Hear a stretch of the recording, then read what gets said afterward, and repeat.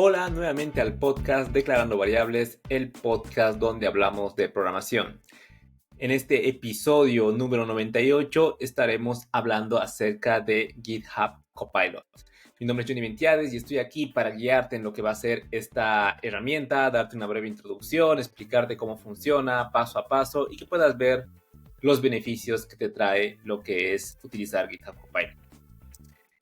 Bueno, antes que nada quiero comentarte que en el podcast hermano que es Leading from Tech, que es el podcast orientado a líderes en tecnología, estuve hablando acerca de automatización en el último episodio que salió, así que te invito a que vayas a escuchar el episodio. Es como una visión un poco más estratégica, un poco más organizacional de cómo deberíamos automatizar varias cosas, cómo hacerlo de manera efectiva.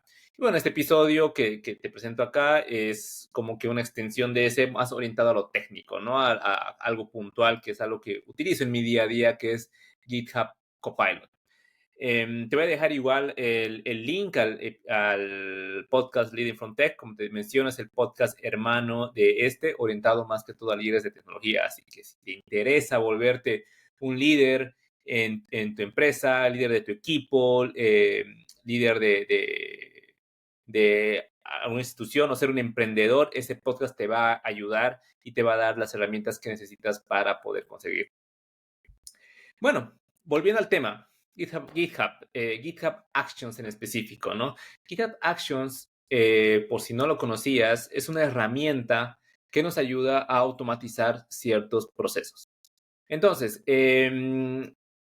desarrollar software puede llegar a ser una tarea complicada, ¿verdad? Así que desarrollar sin un proceso automatizado en ciertos puntos puede llegar a ser muy caótico. O sea, a nadie nos gusta estar sentados, por ejemplo, cuando estás haciendo un build de un proyecto, esperar a que termine el build para pasar al siguiente paso, correr los tests, correr, no sé, el linter, correr muchas cosas para poder eventualmente entender que el software está bien construido, ¿no? O que nos salga algún error o una advertencia.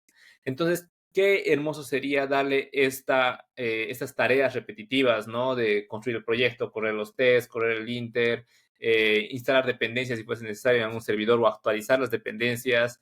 Que exista una forma en la cual puedas ejecutar todas esas tareas de manera automatizada. Y existen bastantes herramientas que nos ayudan a conseguir esto. Y bueno, la idea de este podcast es un poco repasar una de ellas, que es básicamente GitHub Actions. Y bueno, y entender también cómo podemos implementarlo. Entonces, antes que nada, antes de entrarnos a ver qué es GitHub Action, quiero hablarte acerca de qué pasa cuando no automatizas tu desarrollo. Cuando no lo haces, básicamente te enfocas, te dedicas a hacer tareas repetitivas cada vez. Puede que no las detectes a simple vista, puede que sean 10 minutos al día que lo haces. En una semana ya se hacen 50 minutos, ¿no? Que es casi una hora. En un mes ya son 4 horas. Dejas de ser productivo, dejas de ser eficiente. Los grandes desarrolladores, los grandes expertos en construcción de productos, saben que ese tiempo, esos 10 minutos que le dedicas, no son, se tienen que automatizar, no tienen que tomarse ese tiempo. Entonces, alguien experto, si quieres llegar a ser un senior, tienes que entender cómo poder automatizar estos procesos. Aparte de estos, de lo que puede pasar si no automatizas, puedes encontrar errores bastante puntuales, como pueden ser errores manuales. Al momento de hacer una tarea, por ejemplo, al hacer un deployment, voy a hacer un deployment de mi página web. Tengo una página web que puede ser un sistema web. Entonces tengo que ejecutar diferentes tareas para poder entender para poder enviar el software a mi hosting y que esté público para el cliente, ¿no? Para la persona que lo va a utilizar, para el usuario final. Entonces, ahí voy a ejecutar diferentes proyectos, diferentes comandos. Por ejemplo, puede ser uno para ejecutar el testing, otro para ejecutar el build del proyecto, hacer el build. Si estás usando un framework, vas a necesitar llevarlo a lo que es los archivos mínimos JavaScript, CSS y HTML para que el navegador lo entienda. Entonces vas a tener que construir eso. Y claro, es un paso después del otro. Y dependiendo cuántos tests tengas, qué tan grande el proyecto sea, ese proceso no va a ser tan rápido, ¿no? Va a demorar un poco. Entonces ahí, si tú te olvidas de hacer algún paso, puede que simplemente estés cometiendo errores. Si manejas diferentes environments, por ejemplo, tienes un environment de desarrollo, un environment de QA y otro de producción, si te olvidas cambiar las llaves de QA con producción, puede que estés enviando a producción con una llave de calidad de QA, ¿no? O de desarrollo. Entonces, esos errores son errores graves, errores críticos, ¿no? Entonces, y puede que simplemente es olvidarse. A veces estamos haciendo algo, alguien nos escribe, alguien nos llama, etcétera. Nos distraemos, volvemos, creemos que ya lo hemos hecho y lo enviamos. Es un error manual.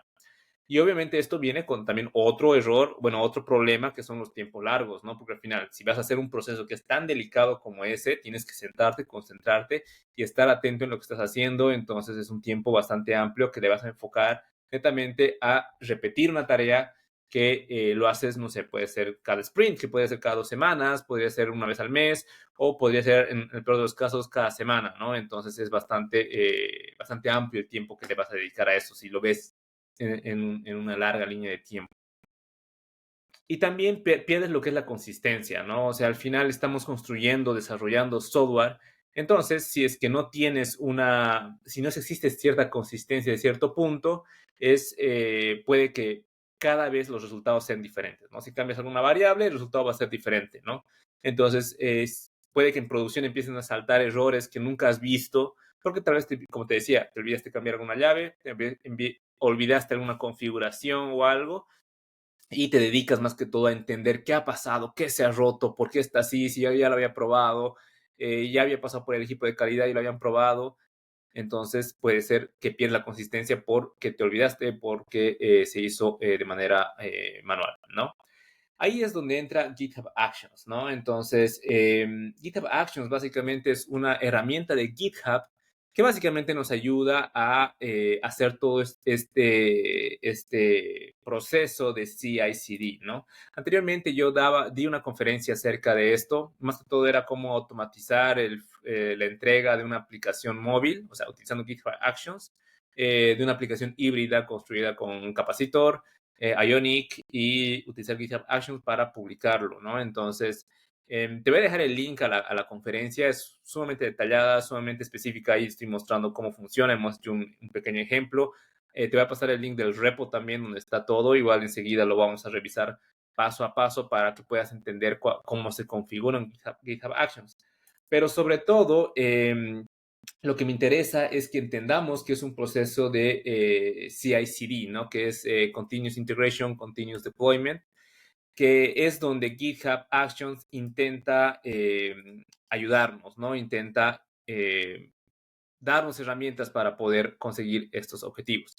Entonces, por ejemplo, cuando hablamos de un proceso de CI/CD, nos referimos a tener un workflow, ¿no? Un flujo de trabajo, donde vamos a escribir código y luego de escribir código vamos a hacer un push a nuestro repo en GitHub, ¿ok? Entonces vamos a subir todo nuestro código a GitHub, como lo solemos hacer a nuestro repositorio. Y de ahí va a haber una herramienta llamada GitHub Actions que va a estar escuchando a que haya algún cambio en esa base de código. Hay esa base de código y va a ejecutar ciertos pasos para poder construir lo que va a ser el producto, el software que estás haciendo y se va a encargar de entregarlo, ¿no? Todo esto es configurable en todos los niveles, no necesariamente va a ser, por ejemplo, uno trabaja con muchas ramas, tú vas a indicar exactamente en qué ramas quieres que GitHub Action escuche y qué pasos directamente ejecute, ¿no? Una vez que se ha llegado a activar. Eh, eso, eso es lo importante, creo que eso es lo más básico, es importante que lo entiendas, que lo captures. Hay aquí términos muy, muy puntuales que quiero que repasemos, que es, por ejemplo, de workflow, lo que te mencionaba, que es los pasos que básicamente se siguen para poder llegar a eso. Entonces, este workflow básicamente se pone dentro de un job, que básicamente ayuda o sea, es como una tarea, un job es como una tarea, una acción que va a ejecutar este workflow. ¿no? Entonces, puedes tener diferentes jobs o diferentes tareas en paralelo. Si trabajas con un equipo, cada quien va a tener su job, que pueden ser de una misma base de código, es decir, de un mismo repositorio, ¿no? Entonces, eso. Y luego identificar igual ciertas herramientas que vas a necesitar para poder ejecutar ese job, ¿no? Ahora, una pregunta igual que me hicieron bastante, ¿no? Mientras que daba esta charla. Era, ¿es GitHub Action gratis? ¿Es GitHub Actions gratis? La verdad es que sí, es gratis. Es gratis y básicamente tiene límites para repositorios privados, que es 2000 minutos para CI/CD en repos privados, que es bastante tiempo, es un tiempo bastante amplio. Por lo general, un repo tarda en construirse como, no sé, puede ser 1 minuto, 30 segundos, dependiendo qué tanto haces, ¿no? He visto workflows de hasta 30 minutos, pero te hablo de aplicaciones gigantes y aplicaciones, sistemas grandes, pero por ejemplo, los que yo he desarrollado no han llegado a pasar ni del minuto. Entonces, eh, 2000 minutos es bastante amplio para un proyecto que estás iniciando, un proyecto pequeño, ¿no? Entonces, es completamente libre si tu repositorio es abierto al público, ¿no? Si no es privado y es abierto al público, entonces no tienes limitación. Así que sí es gratis, aprovecha esas oportunidades. Es una oportunidad única de poder utilizar lo que son estas herramientas. Bueno, entonces, ¿por qué hablo de GitHub Actions? Hablando un poquito de las ventajas que tiene esta herramienta antes de saltar a entender paso a paso cómo es que funciona, a hablarte ya específicamente de la configuración. Bueno, es que comparando otras herramientas, GitHub Actions ya está integrado en lo que es GitHub. Entonces, no necesitas instalar nuevas cosas. La configuración ya está ahí. Tú simplemente necesitas activar esto y ya puedes empezar a ejecutarlo y existe un montón de documentación. Comparado con Jenkins, por ejemplo, u otras herramientas, GitHub Actions es sumamente sencillo, es sumamente rápido, es fácil de entender. Toda la configuración está en un solo archivo y listo. No necesitas hacer nada más. Aparte de eso, tiene un montón de plugins que se integran a otras herramientas, cosa que puedes hacer lo que te decía, ¿no? No solamente hacer la construcción de tu proyecto, sino enviarlo, como en el demo que hice, que te voy a mostrar, enviarlo a no sé, a las tiendas, a publicar a repositorios reales. Entonces existen un montón de plugins. Entonces, GitHub, si soy un desarrollador junior, ¿cómo puedo empezar a utilizar GitHub Actions? Simplemente necesitas un repositorio. GitHub Actions ya está ahí.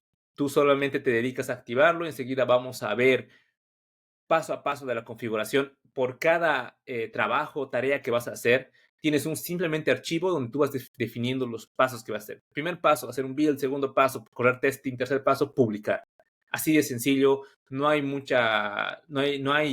bastante ciencia en esto. Es sumamente sencillo, práctico y es la mejor herramienta que he visto para saltar a lo que es este mundo de DevOps, este mundo de Continuous Integration, Continuous Deployment. Bueno, entonces empecemos a ver lo que es un poquito más acerca de esta herramienta, ¿no? Te voy a mostrar un repo.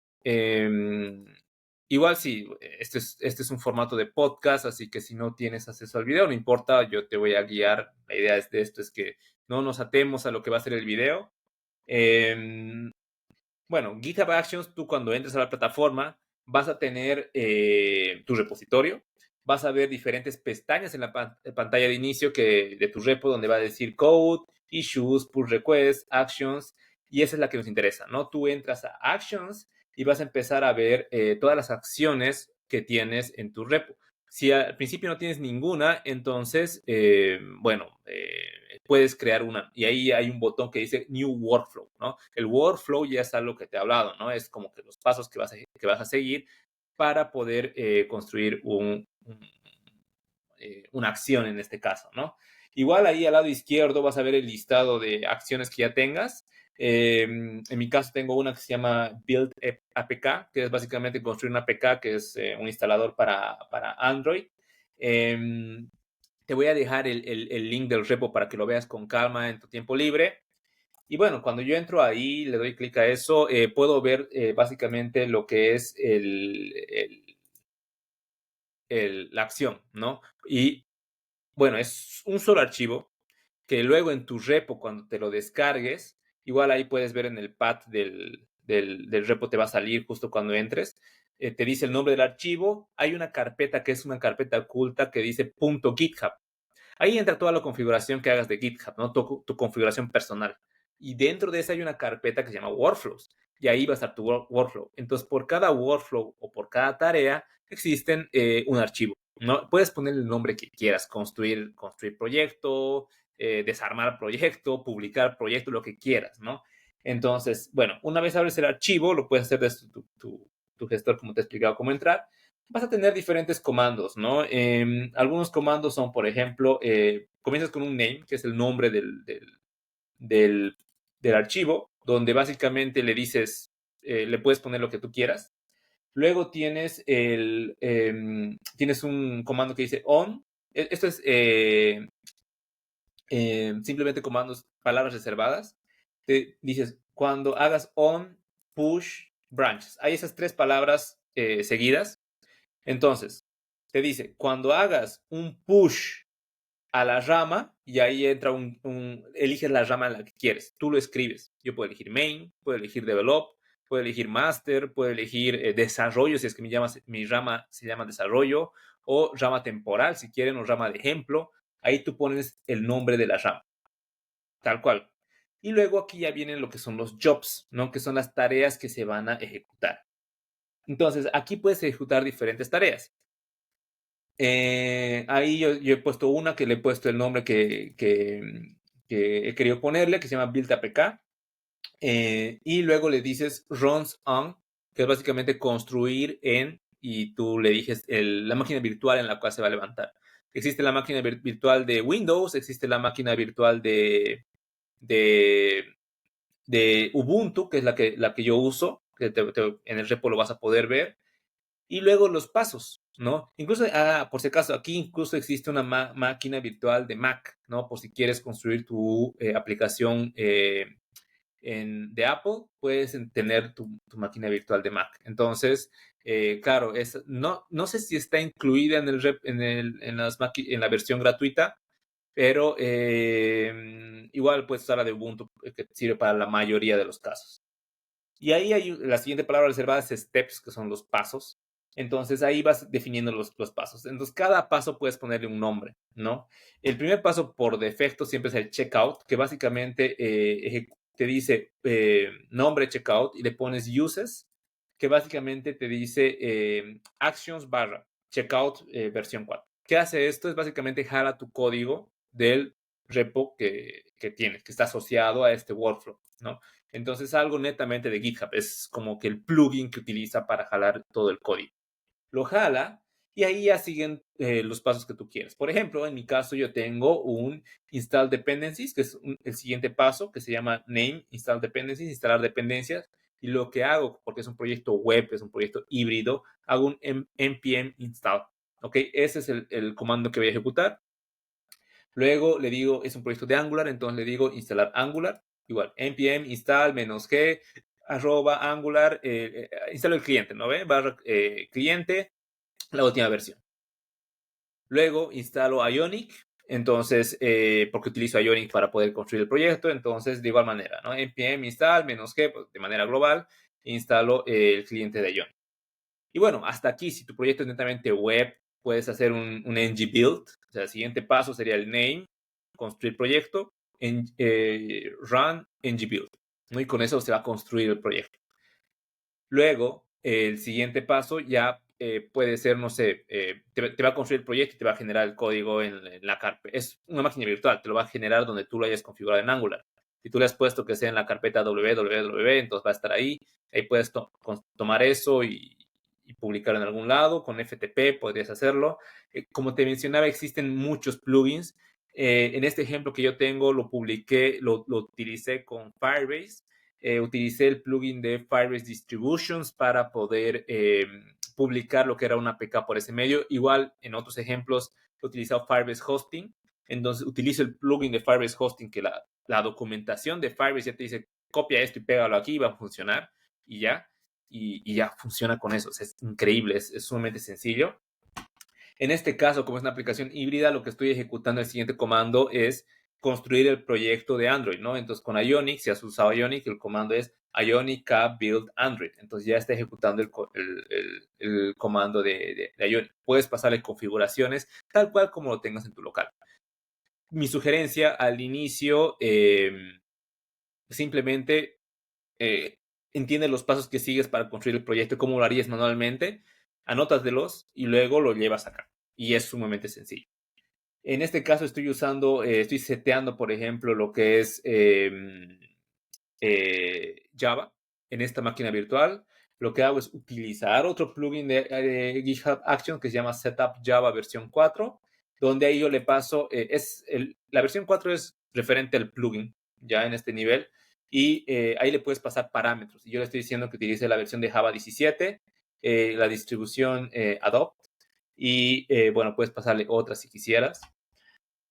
Y bueno, luego imagina que estás en tu local, ¿no? Entonces, incluso aquí yo estoy pasándome a la carpeta Android, que es ahí donde se genera el build con Ionic. Le digo un cd espacio Android, entonces Change Directory Android.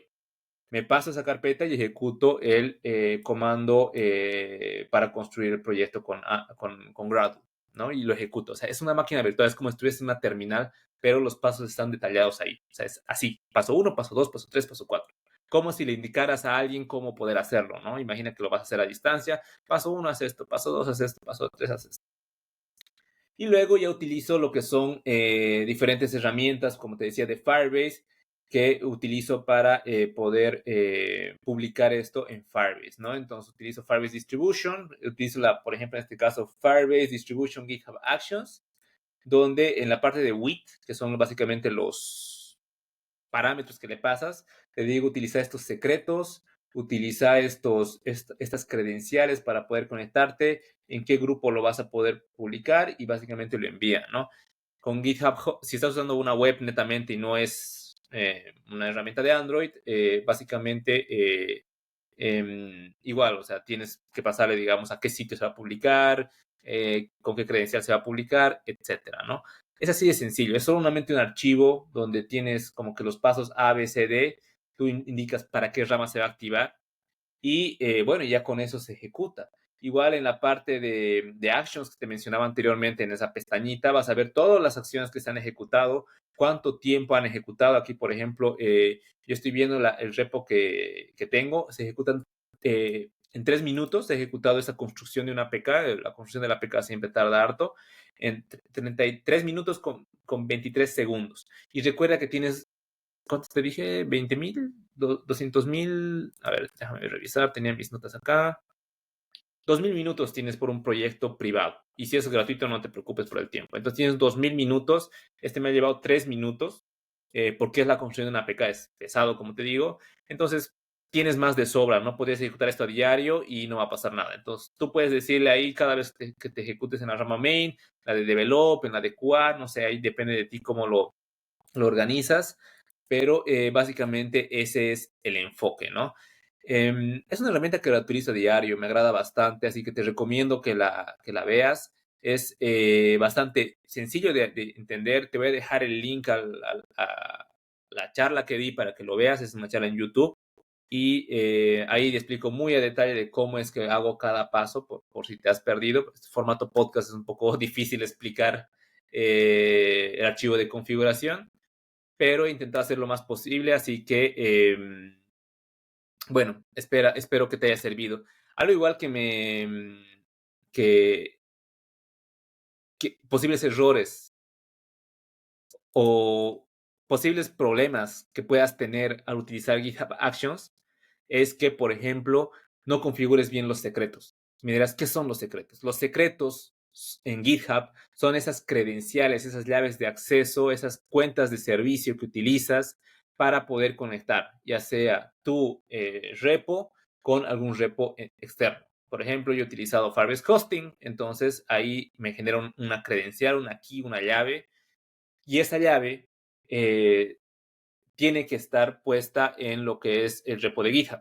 Y GitHub te ofrece lo que son secretos. Tú la vas a poner y no se va a ver. O sea, va a estar ahí oculta, nadie la va a poder ver. Eso es un secreto. Muchas veces, como no las vemos, no las configuramos bien, no las pegamos bien, ponemos un espacio al final, un espacio al inicio, nos equivocamos, entonces la conexión nunca se llega a hacer, ¿no? Entonces ese es un posible error.